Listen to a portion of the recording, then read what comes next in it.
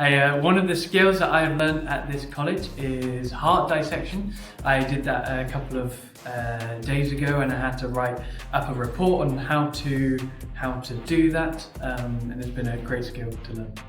Well, the skills I learned in sciences was leadership, since I work in teams, and my tutors just asked me as well to lead with some experiments.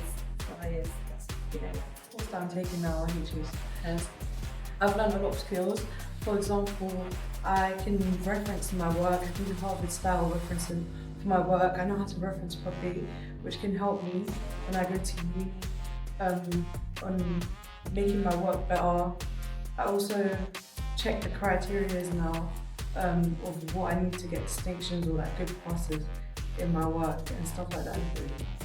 One of the skills I've learned on my course is study skill, because one of the most important skills, and I really enjoy the study skill because it helps me to retain knowledge and to express myself during assignments and during classwork. Thank you.